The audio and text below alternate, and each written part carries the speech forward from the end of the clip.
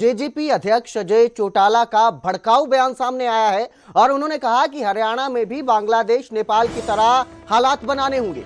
बांग्लादेश नेपाल की तरह भारत में शासकों को पीटना पड़ेगा। तो भड़काऊ बयान ये सामने आया है। अजय चौटाला का यह बयान है जिन्होंने कहा है कि नेपाल और बांग्लादेश की तरह भारत में हरियाणा में जो है वो हालात बनाने पड़ेंगे। शासकों को गद्दी से खींचकर सड़कों पर दौड़ा दौड़ा कर पीटना होगा। ये बयान आया है सामने, अजय चौटाला का ये बयान है और भड़काऊ बयान ये आया है सामने।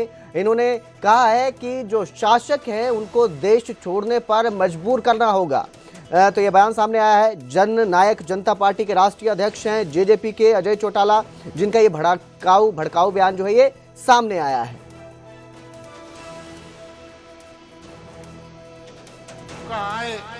जिस तरीके से हमारे पड़ोसी मुल्कों में, श्रीलंका में जिस तरीके से नौजवानों ने वहां की सरकार का तख्ता पलट करके रातों रात उन्हें भगाने पे मजबूर किया, जिस तरीके से बांग्लादेश के लोगों ने, नौजवानों ने वहां की सरकार का तख्ता पलट करके उन शासकों को देश छोड़ने के लिए मजबूर किया, जिस तरीके से नेपाल में वहां के नौजवानों ने लामबंद होकर के न केवल उनको सड़कों पर पीटने का काम किया बल्कि रातों रात देश छोड़ने के लिए मजबूर किया, इसी तरीके से इन शासकों को गद्दी से खींच करके उतार करके सड़कों पर दौड़ा करके पीटने का काम करना पड़ेगा।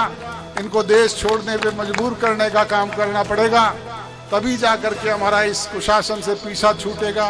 वो मौका जी, तो ये बयान सामने आया है, भड़काऊ बयान है और बहुत बड़ा बयान है। जिस तरह से अजय चौटाला ने कहा है कि जो शासक है उनको दौड़ा दौड़ा कर पीटना होगा, उन्हें देश छोड़ने पर मजबूर करना होगा। उन्होंने कांग्रेस पर भी निशाना साधा है। तो हरियाणा में भी बांग्लादेश और नेपाल की तरह हालात बनाने का वो बात कर रहे हैं कि हरियाणा में भी उस तरह के हालात पैदा हो जहां पर शासकों को गद्दी से नीचे लाया जाए, खींचकर सड़कों पर दौड़ा दौड़ा कर पीटा जाए। अपने आप में बड़ा बयान है ये। एक पार्टी के अध्यक्ष हैं जो इस तरह की बयानबाजी कर रहे हैं और इस तरह की बयानबाजी के साथ ही हेट क्राइम भी बढ़ रहा है। एक तरह से भड़का रहे हैं वो जनता को प्रशासन के प्रति और देश छोड़ने पर मजबूर करने की बात कर रहे हैं। कह रहे हैं कि युवाओं को संगठित होकर ये काम करना होगा। संगठित होने का भी वो मांग कर रहे हैं युवाओं से कि वो संगठित हों और फिर तख्ता पलट दें। हरियाणा में सरकार का तख्ता पलटने का बात करने की बात कर रहे हैं, लेकिन सवाल ये है कि क्या जिस तरह से नेपाल और बांग्लादेश में हिंसा हो रही है, इस तरह की हिंसा होनी चाहिए? हिंसा को सही ठहराना कहां तक जायज है? हरियाणा में भी इस तरह के हालात हो, इस तरह की बयानबाजी की जा रही है कि हरियाणा में भी नेपाल और बांग्लादेश जैसे हालात बन जाएं। और ये कोई बयान जो है किसी एक शख्स को नहीं दिया गया है, एक सार्वजनिक जो है ये स्थान दिख रहा है जहां पर ये बयानबाजी की गई है और इस तरह से कहा गया है कि जो शासक है उन्हें दौड़ा दौड़ा कर पीटने का काम करना चाहिए, सड़कों पर पीटने का काम किया जाना चाहिए, उन्हें देश छोड़ने पर मजबूर किया जाना चाहिए। इस खबर पर जानकारी के लिए मेरे सहयोगी अंकित दुदानी हमारे साथ लाइव जुड़े हैं। जी अंकित, किस तरह से इस बयान को देख रहे हैं जिस तरह से वो भड़काऊ बयानबाजी कर रहे हैं? बिल्कुल, जिस तरह का बयान अजय सिंह चौटाला का है वो अपने आप में भड़काने वाला बयान है और हमारे साथ खुद कैबिनेट मंत्री कृष्ण बेदी हैं, उनसे बात करेंगे और उनसे जानेंगे। बेदी जी, कैसे देखते हैं? अजय चौटाला कहते हैं कि नेपाल में, बांग्लादेश में और श्रीलंका में जिस तरह से हुआ वैसे ही यहाँ भी शासकों को गद्दी से खींच करके गलियों में दौड़ा दौड़ा करके पीटो और तख्ता पलट करने का काम करो। देखिए, एक तरफ तो ताऊ देवीलाल जी का ये फोटो लगाकर वोट मांगते हैं और ताऊ देवीलाल जी का अपने आप को खून बताते हैं। जिस ताऊ देवीलाल जी ने देश की आजादी के लिए स्वयं जेल में जाने का काम करा, जिन्होंने ज्वाइंट भारत के अंदर डेमोक्रेटिक सेटअप को लाने के लिए बहुत लंबी लड़ाई लड़ी, वो ज्वाइंट पंजाब में भी विधायक रहे और हरियाणा को अलग प्रदेश बनाने में जिनकी महत्वपूर्ण भूमिका रही, केवल प्रजातांत्रिक डेमोक्रेटिक सिस्टम से। परंतु आज मेरे को हैरानगी होती है, अजय सिंह जैसा व्यक्ति जो लोकसभा का सांसद रहा, जो राजस्थान से विधायक रहा, डब्बावाली से विधायक रहा, जिनकी पत्नी दो विधानसभा क्षेत्रों से विधायक रही, जिनका बेटा डिप्टी सीएम रहा, वो इस प्रकार का अप्रजातांत्रिक बयान देकर किस प्रकार के वो देश के अंदर हालात पैदा करना चाहते हैं। सत्ता में ये लोग भी बहुत रहे, तानाशाही इनके खून में है। मुझे तो हैरानगी होती है कि ताऊ देवीलाल जी की पद चिन्हों पर चलने वाले उनके वंशज आज सत्ता से दूर होते ही किस प्रकार से उल्टे देश की डेमोक्रेटिक सिस्टम को फेल करने के अंदर लगे हुए हैं। और इन लोगों को जनता पहले नकार चुकी है, अब समाज भी नकार देगा। क्या लगता है कि इस तरह से सार्वजनिक बयान युवाओं को भड़काने का दिया जाना चाहिए? ऐसा है, घर में भी इन्होंने यही खड़दुम जा रखे हैं, अपने परिवार के अंदर ही मारकाट की इनकी नौबत आई पड़ी है।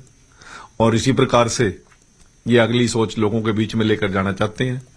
इन बातों से प्रदेश का डेमोक्रेटिक सिस्टम, देश का डेमोक्रेटिक सिस्टम कहीं ना कहीं आघात होता है, उसको कहीं ना कहीं चोट लगती है। इस प्रकार के लेवल पर आकर इस प्रकार की बयानबाजी करना, असल में तो उनके बयान सुनता ही कौन है, कोई लाइक ही नहीं करता। 90 में से 82 जगह तो जमानती जब्त हो रही उनके कैंडिडेटों की, परंतु फिर भी वो इस प्रकार के बेवजह बेतुके बयानबाजी करके इस प्रकार का डेमोक्रेटिक सिस्टम, जिसके लिए डेमोक्रेटिक लड़ाई लड़ते लड़ते देश के करोड़ों लोगों ने कुर्बानियां दी, जो फांसी के तख्ते पर हंसते हंसते जो लोग शहीद हो गए, उनके कहीं ना कहीं आत्मा जरूर हो रही होगी। तो बिल्कुल आप देख सकते हैं कि कृष्ण बेदी जी हैं, कैबिनेट मंत्री हैं, और यही कह रहे हैं कि वो पहले से खत्म हो चुके हैं, और जो सरकारों में रहे हैं वो सरकार से जब अलग होते हैं तो इस तरह के भड़काऊ बयान देते हैं, समाज को तोड़ने वाले बयान देते हैं। जी बिल्कुल अंकित, बहुत बहुत शुक्रिया इस तमाम जानकारी के लिए।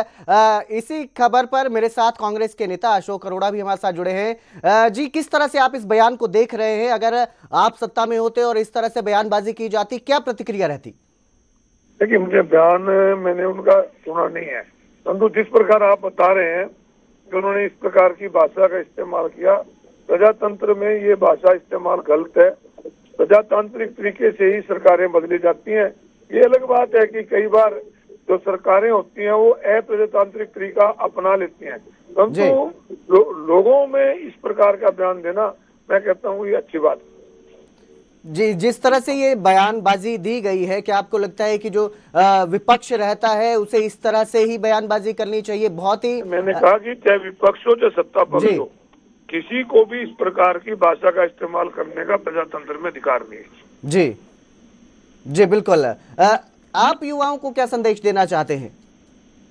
युवाओं को संदेश है, युवा अच्छे रास्ते पे चले, और सरकार को भी संदेश है कि आज जो युवा भटक रहा है बेरोजगारी की वजह से, नशे की तरफ जा रहा है, सरकार को भी बच्चों के रोजगार के साधन उपलब्ध कराने चाहिए ताकि बच्चे बुराई को छोड़ के अच्छाई की तरफ चलें। जी बिल्कुल, बहुत बहुत शुक्रिया हमारे साथ जुड़ने के लिए अशोक अरोड़ा जी।